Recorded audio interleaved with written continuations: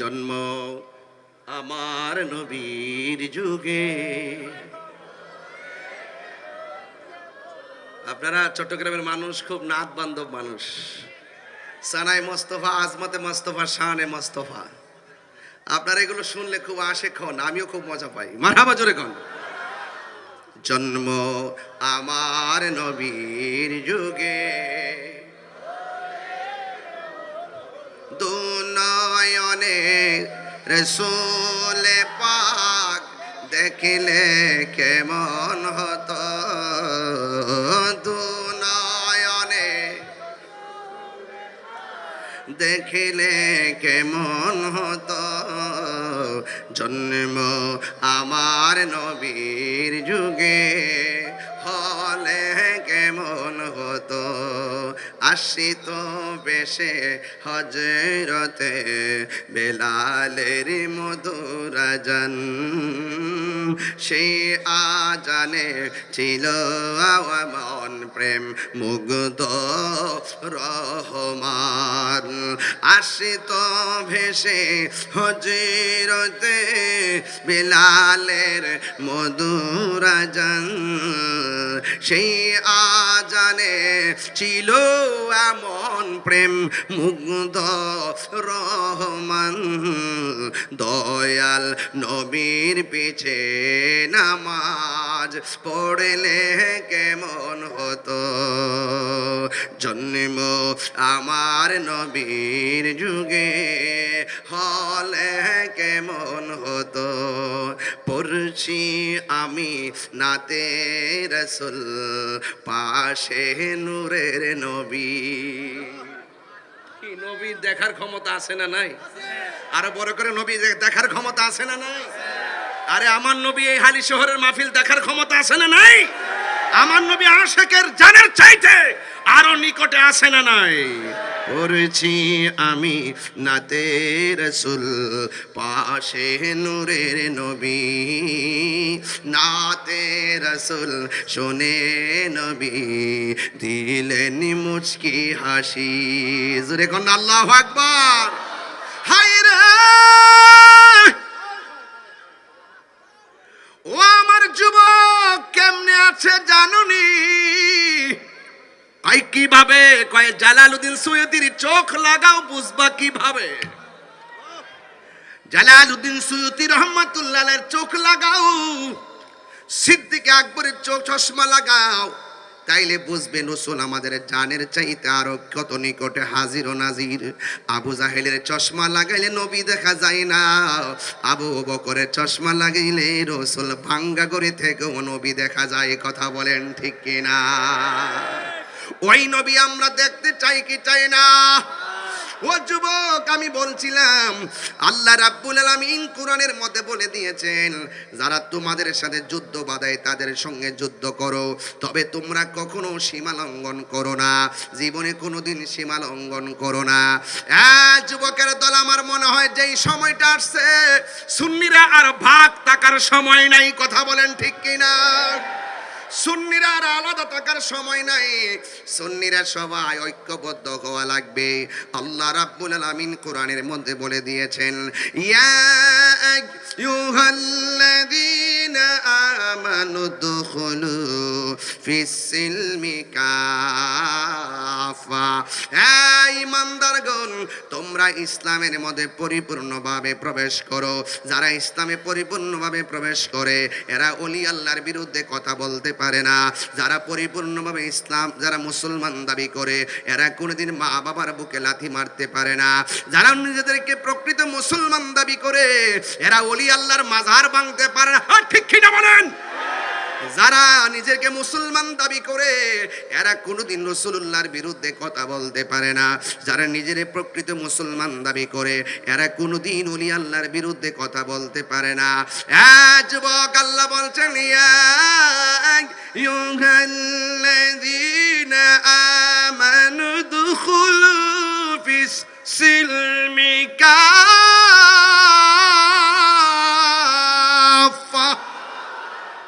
আল্লাহ রাব্বুল আলামিন বলেন, হে ঈমানদারগণ, তোমরা তোমরা ইসলামের মধ্যে পরিপূর্ণভাবে প্রবেশ করো। এই জন্যই তো নবীর সাহাবায়ে কেরাম এই রমজান মাসেও তারা ঘরে বসে থাকে নাই, রোজা রাইখাও যুদ্ধের ময়দানে চলে গেছে।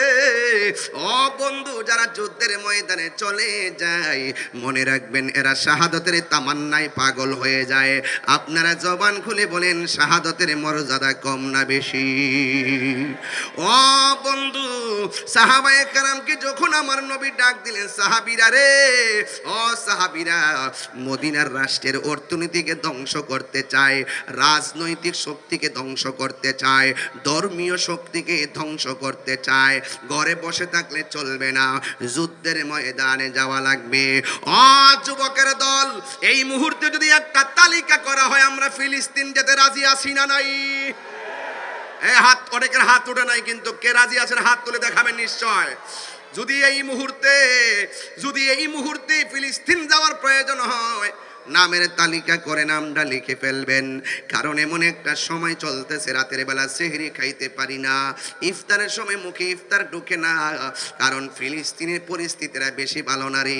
ইসরায়েলের গুন্ডা বাহিনীরা যেইভাবে মুসলমানদেরকে মারতেছে, আমরা বিশ্বের মুসলমান একটা দেহের মতো, আমরা সবাই ঐক্যবদ্ধ হওয়া লাগবে। আমরা সেহরি খাইয়া ইফতার করি, আর ফিলিস্তিনের মানুষগুলা সেহরি নাই, ইফতার নাই, তারা বিপরে। আপনি বুঝতেছেন তো খাবারের জন্য তারা কি করতেছে? এরা মুসলমান, ছোট ছোট বাচ্চাগুলা কেমনে কান্দে গো! এই কান্নার আওয়াজে রাতে ঘুম হয় না, চোখের মধ্যে পানি চলে আসে। আজকেও যখন ফেনী পার হলাম, ফেসবুকটার মধ্যে যখন দেখলাম ছোট ছোট বাচ্চারা প্লেট লইয়া লইয়া খাবারের জন্য হাত বাড়াইতেছে। মুসলমান, কেমনে তোমরা আর কত ঘুমায়া থাকবা, আর কত ঘুমায়া থাকবা? এবার সবাই মিল্লা আপনারা মনে মনে ভাবতেছেন, বাংলাদেশে তাইকা কেমনে ফিলিস্তিন যাব? ও যুবক, ফিলিস্তিন যাওয়ার দরকার নাই। আমি চ্যালেঞ্জ করে বলতে পারি, এই রমজান মাসে যদি কেউ ঘরের মধ্যে বৈশা তাহাজ্জুদের নামাজটা পইরা পইরা আমার আল্লাহর কাছে ফিলিস্তিনবাসীর জন্য দোয়া করো, আর আল্লাহকে যদি আমরা এইভাবে বলি, আল্লাহ, ও আল্লাহ গো, তোমার খানায় কাবা যেমনে ধ্বংস করতে আসছিল আব্রাহার বাদশাহ, হস্তি বাহিনী যখন নিয়ে আইছিল, তখন কিন্তু ওই কাবাগরের চত্বরে যেই মুসলমানরা ছিল, যেই মানুষগুলা ছিল, তারা আল্লাহর কাছে দোয়া করছিল, আল্লাহ আপনার ঘর আপনি রক্ষা করেন।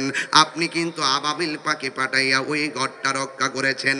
আমার তো মনে হয় এই চট্টগ্রামের মানুষ তাহাজ্জুদের নামাজ পড়িয়া যদি আমার আল্লাহরে ডাক দিয়া কোন, আল্লাহ,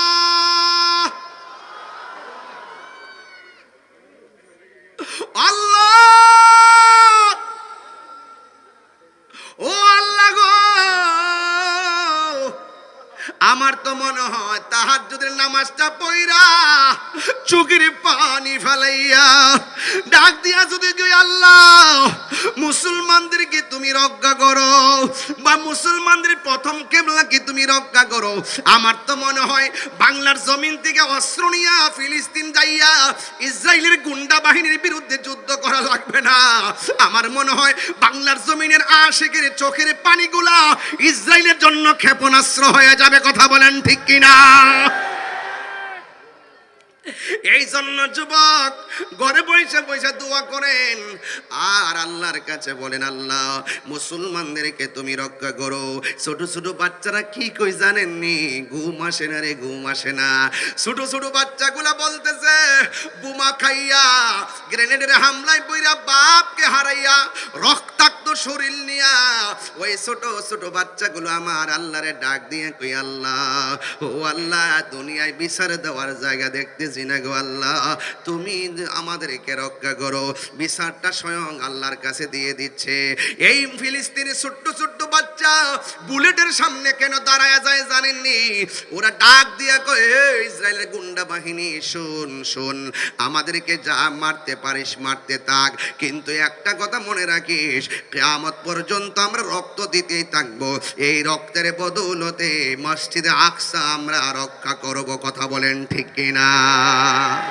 এরা যদি সামনাসামনি এমন ভাবে জীবন দেয়, আমরা কি দুই হাত তুলে তাদের জন্য দোয়া করতে পারি না? এবার দুইটা হাত উপরে তুললা কোন আল্লাহ। এ আওয়াজে মানি না, জোরে বলেন আল্লাহ আল্লাহ আল্লাহ। ফিলিস্তিনি মুসলমানদেরকে রক্ষা করো, এই জন্য হাতটা নামায় কন্যা আমিন, আরো মায়ার সুরে কন্যা আমিন। এই মসজিদ আকসা কেমন ঘর জাননি? এটা হলো মুসলমানদের প্রথম কেবলা। এই ঘরটা কেমন জাননি? ওই দেশের মধ্যে বহুত নবীগণ হিজরত করে গেছে, আশেপাশে ওই নবীদের মাজারের অভাব নাই। এই মসজিদটা কেমন মসজিদ জাননি? এই মসজিদটার পাথরগুলো দুনিয়ার ইটা ভাটার কোনো পাথর নয়, কোনো রেল লাইনের কোনো পাথর নয়, ইন্ডিয়া কিংবা সুনামগঞ্জের পাথর নয়, জাফলং এর পাথর নয়, পতেঙ্গার পাথর নয়। এই মসজিদ আকসার পাথরগুলো সমুদ্রের নিচ থেকে উঠানো হয়েছে। কোনো মানুষের পক্ষে ওই পাথর তোলা সম্ভব না।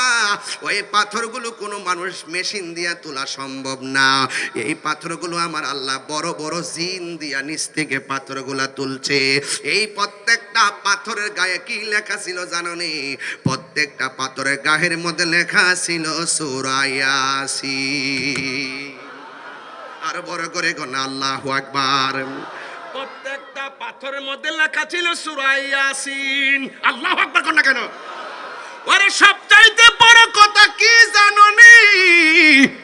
কারণ এই মসজিদটা এমন মসজিদ, যেই মসজিদে আমার নবী মেরাজে যাওয়ার সময় 2 রাকাত নামাজের ইমামতি করেছেন। আমার নবীর পিছে 1,24,000 পয়গম্বর মুক্তাদি হয়ে নামাজ আদায় করেছে।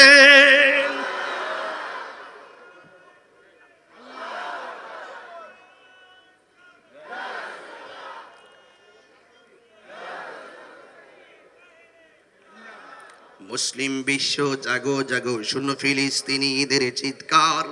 মুসলিম বিশ্ব জাগো জাগো, শুনো ফিলিস্তিনিদের চিৎকার। সময় এসেছে ঘুরে দাঁড়াবার প্রাণের দাবি আল আকসা। ঠিক কিনা? আপনার কাছ থেকে বলেন না, ঠিক কিনা বলেন না? মুসলিম বিশ্ব জাগো জাগো, শুনো ফিলিস্তিনিদের চিৎকার। মুসলিম বিশ্ব জাগো জাগো, শুনো ফিলিস্তিনিদের চিৎকার। সময় এসেছে ঘুরে দাঁড়াবার প্রাণের দাবি আল আকসা। সময় এসেছে ঘুরে দাঁড়াবার প্রাণের দাবি আল আকসা। আকসাই আমাদের চেতনা, আকসাকে নিতে দিব না। আকসাই আমাদের চেতনা, আকসাই আমাদের প্রেরণা, আকসাকে নিতে দিব না। দাও জুড়ে দাও ইমানি হুঙ্কার, প্রাণের দাবি আল আকসা। মুসলিম বিশ্ব জাগো জাগো, শোনো ফিলিস্তিনিদের চিৎকার। মুসলিম বিশ্ব জাগো জাগো, শোনো ফিলিস্তিনিদের চিৎকার। সময় এসেছে ঘুরে দাঁড়াবার প্রাণের দাবি আল আকসা। সময় এসেছে ঘুরে দাঁড়াবার প্রাণের দাবি আল আকসা। আর কত ঘুমিয়ে থাকবে তুমি? জ্বলছে পুড়ছে ফিলিস্তিনিদের জন্মভূমি। আর কত ঘুমিয়ে থাকবে তুমি? জ্বলছে পুড়ছে ফিলিস্তিনিদের জন্মভূমি। বদলা নিব এবার, জালিমের দুর্গ করে চরখার নারে তাকবীর। এই আওয়াজে মানি না, নারে তাকবীর, নারে রিসালাহ। বিশ্বের মুসলিম, মুসলিম বিশ্ব জাগো জাগো, শোনো ফিলিস্তিনিদের চিৎকার। মুসলিম বিশ্ব জাগো জাগো, শোনো ফিলিস্তিনিদের চিৎকার। সময় এসেছে ঘুরে দাঁড়াবার প্রাণের দাবি আল আকসা। ঠিক না? মাথার উপরে উড়ছে শকুন, ঘিরে রেখেছে নয়া ফেরাউন। মাথার উপরে উড়ছে শকুন, ঘিরে রেখেছে নয়া ফেরাউন। কথা বলেন ঠিক কিনা? মুসলিম বিশ্ব জাগো জাগো, শোনো ফিলিস্তিনিদের চিৎকার। মুসলিম বিশ্ব জাগো জাগো, শোনো ফিলিস্তিনিদের চিৎকার। সময় এসেছে ঘুরে দাঁড়াবার প্রাণের দাবি আল আকসা। সময় এসেছে ঘুরে দাঁড়াবার প্রাণের দাবি আল আকসা। সময় এসেছে ঘুরে দাঁড়াবার প্রাণের দাবি আল আকসা। খবর নিয়ে দেখলাম মা প্রেগন্যান্সি, খবর নিয়ে দেখলাম মা গর্ভবতী। রাতের অন্ধকারে এমন আওয়াজ হয়, আওয়াজের কারণে বাচ্চাটা পেটের ভিতরে নষ্ট হয়ে যায়। বাচ্চারা পেটের ভিতরে একেবারে বিকলাঙ্গ হয়ে যায়। অনেক বাচ্চা পেটের মধ্যেই মারা যায়, এমন কষ্টের মধ্যে আছে। আজকেও আমি একজনের সঙ্গে আলাপ করেছি, আমাদের প্রতিদিন একজন লোক যাবেন আমার সংগঠনের দাওয়াতি মানির পক্ষ থেকে, আমি ওই ফিলিস্তিন যেন খাবারটা পৌঁছে এই জন্য একটা তৈরি করেছি। 1 তারিখ ইনশাল্লাহ রওনা দিবে, আমি যা পারি তাই আমি ফিলিস্তিনে পাঠাবো। একটা টিম গঠন করেছি, এক ভাইয়ের মাধ্যমে আমি সেখানে নিশ্চিত করব। আমি আপনাদেরকে বলবো যে যেই দিকটা সুযোগ পান, ওই ফিলিস্তিনের মানুষগুলা যখন খাবারের জন্য হাতটা বাড়ায় দেয়, তখন এটা দেখলে আর ভালো লাগে না। আপনি যদি দেন, আপনার দেখা দিকে আরো 10 জন লোকে খাবার পাঠাবে। আমরা মুসলমান একটা দেহের মতন, আমাদের গায়ের মধ্যে যদি একটা জায়গায় যদি কোনো ইহুদি আক্রমণ করে, সব মুসলমান নামতে হবে। কথা বলেন ঠিক কিনা? আমরা রাজি আছি না নাই বলেন? এই জন্য যুবক, ওই মসজিদটাকে রক্ষা করার জন্য আমরা আল্লাহর কাছে দোয়া করব, আল্লাহ আপনার ঘর আপনি রক্ষা করেন। আপনারা জবান খুলে বলেন, রক্ষা করার মালিক কে? এই আওয়াজে মানি না, জবান খুলে বলে রক্ষা করার মালিক কে? আমি আগেই বলেছি, আমার আল্লাহ পাক বলেছেন, তোমরা ইসলামের মধ্যে পরিপূর্ণ প্রবেশ করো। নবী আমার যুদ্ধের ময়দানে গেল, যুদ্ধের ময়দানে যাইয়া রাসূল একদিন একটা যুদ্ধের ময়দানে গিয়ে সাহাবায়ে কেরামদেরকে ডাক দিয়ে বলেন, সাহাবীরা, যুদ্ধের ময়দানে তোমরা এসেছো, যুদ্ধের ময়দানে কোনো অসুবিধা আসেনি? সাহাবায়ে কেরাম বললেন, ইয়া রাসূলুল্লাহ, অসুবিধা আছে। কয় কি? কয় আমরা দেখতেছি কাফেররা দাঁড়াইছে এমন একটা জায়গায়, তাদের পিছন দিক দিয়ে সূর্য উঠেছে, আর আমরা এমন একটা জায়গায় দাঁড়াইলাম যে এই জায়গার মধ্যে আমাদের চোখের সামনে সূর্য উঠে। আমাদের চোখে যখন সূর্যটা লাগে, ওরা যখন পাথর মারে আমরা দেখি না, ওরা যখন তীর মারে সূর্যের আলোতে আমরা সহ্য করতে পারি না, দেখতে পারি না। এবার সাহাবায়ে কেরাম কথাটা বলতে দেরি, আমার নবী আপনার নবী 2টা হাত আমার আল্লাহর কাছে বাড়ায়া দিলেন। আল্লাহর ডাক দিয়া কই, আল্লাহ, আমার সাহাবীরা জীবনের প্রথম যুদ্ধে এসেছে, এমন ভাবে যদি দুনিয়া থেকে বিদায় হয়ে যায়, তোমার ইসলামের পতাকাকে পাহারা দিয়া রাখবে। এই কথা বলার পর আমার নবী আপনার নবীর মতন মুস্তাজিবুদ দাওয়া পৃথিবীতে কেউ নাই। আমার নবী 2টা হাত আল্লাহর কাছে বাড়াইয়া দিলেন। হাতটা বাড়াইতে দেরি রে বাবা, আমার নবীর সাহাবীরা তাকায়া দেখতেছেন, নবী আমার হাতটা বাড়াইল, আর সূর্যের সামনে মেঘমালা জমে গেছে। মেঘমালা জুইমা সাহাবায়ে কেরামের চোখের মধ্যে ছায়া দিয়ে দিয়েছেন। জোরে কোন আল্লাহু আকবার। আমার আওয়াজ করে বলে, রহমতের আল্লাহ পাকের শান্তি আছে না নাই? আরে আল্লাহকে ডাকার মতো ডাকলে শুনে না, কে বলছে? আমরা তো মুখে ডাকি, অন্তরে মুনাফিকি। এই জন্য আমরা অনেক সময় ডাক দিই, আমার রবকে পাই না। বন্ধুরে আমার, এই কথা বলার পর সাহাবায়ে কেরাম বলে, ইয়া রাসূলুল্লাহ, এখন আর সূর্য লাগে না, এখন আর সূর্য লাগে না। এবার সাহাবায়ে কেরাম যুদ্ধ করতেছেন। একটু পরে আমার নবী আয়েশা ডাক দিয়া বলে, এ সাহাবীরা, তোমাদের আর যুদ্ধ করতে অসুবিধা আসেনি?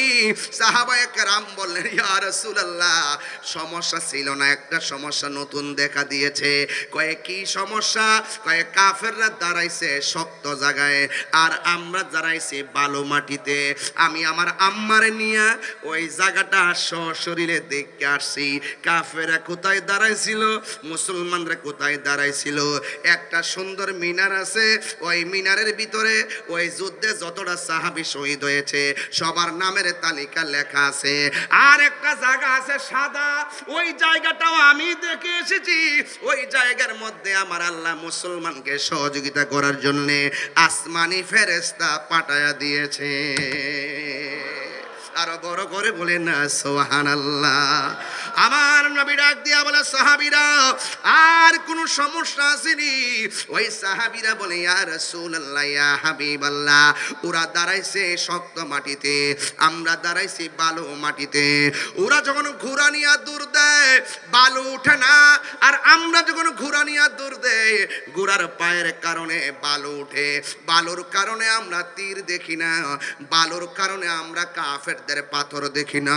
চোখের সামনে অনেকগুলো সাহাবী শহীদ হয়ে গেছে।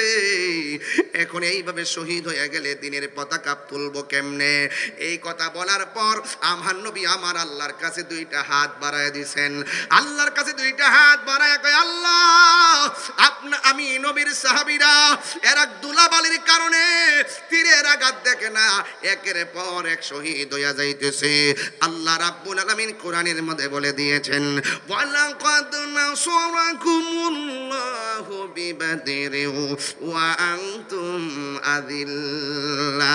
আল্লাহ যে সাহায্য করেছেন, আমরা যে বিপদের মধ্যে ছিলাম আল্লাহ সাহায্য করেছেন, বয়ান করেছেন।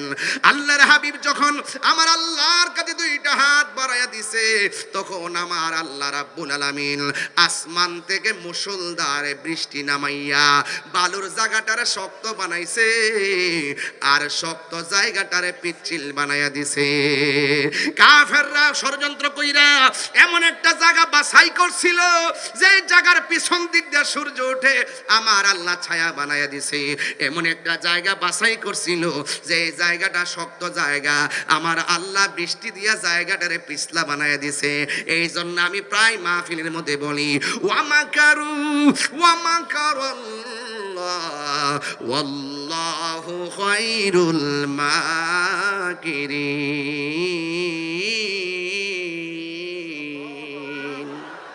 কোরআন শরীফ পড়লে কি খারাপ লাগে? কোরআন শরীফ পড়লে খারাপ লাগে? আমি কি আবার তেলাওয়াতটা করবো ইনশাল্লাহ? আওয়াজ আসতে হচ্ছে বাবা, এই রেব বাহিনী। আরে আচ্ছা আচ্ছা, সবাই সবাই একদম বড় করে আওয়াজ করবে, আল্লাহকে ডাক দেন, খোলা আকাশের নিচে ডাক দেন। ওয়ামাকারু ওয়ামাকারাল্লাহ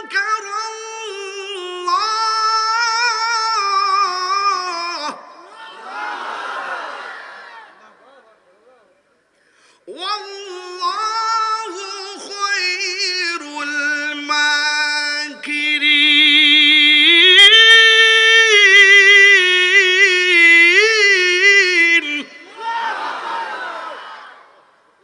শান্তি লাগে কি লাগে না? আমি গেলাম হাফেজও না, আমি কিন্তু কারিও না। এই জন্য অনেক মাখরাজ ছুটতে যায়। মন্দ বললেন না, শিখাইয়া দিয়েন। আমি এখনো পড়ালেখা করি, গত পরশু দিনও ব্ল্যাক বোর্ড আনছি কিনা, এখনো আমি লেখাপড়া করি, ঘরের মধ্যে ব্ল্যাক বোর্ড আনছি। আমার পোলারে মায়ারে নিজে নিজে পড়ামু, এই জন্য যাই নিজে যাই মার্কেটে কিনে আনছি। মারা বাবু, বাচ্চাদেরকে নিজে নিজে পড়াইবেন, উস্তাদের পড়া প্রাইভেট পড়ালেখা হইতো না। মাতৃকুলই শিশুদের পাঠশালা, ছোট্ট বাচ্চাদের সবচাইতে বড় শিক্ষা হলো ঘরের ভিতরে কথা বলেন, ঠিক না? আর মোবাইল ফিরে থাকলে শেষ। সবচাইতে বড় সমস্যা বাচ্চার মা মোবাইল না দিলে বলে খায় না, না খাইলে না খাইবো, প্রয়োজনে আধা ঘন্টা পরে খাইবো। বাচ্চাকে ছোটবেলা থেকেই বুঝাইতে হবে, ছোটবেলা থেকে কোরআন পড়াইতে হবে, ছোটবেলা থেকে জিহাদের গল্প শোনাইতে হবে। এই বাচ্চা মায়ের মুখ থেকে যা শুনবে, বড় হওয়ার পরে সেই প্রভাব, সেই তাসির তার হৃদয়ে থাকবে। মাতৃকুল শিশুদের পাঠশালা, একটা মা হলো সন্তানের ম্যাজিস্ট্রেট। কথা বলেন ঠিক?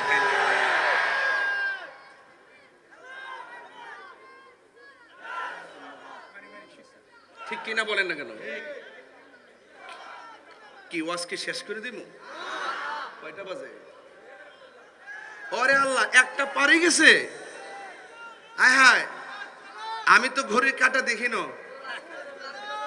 একটা পারিছে, তাহলে আর 15 মিনিট সময় দিবেন ইনশাল্লাহ। কিছু ডাব্লিউদেরকে সাইজ করতে হবে না? নাম্বারটা কি?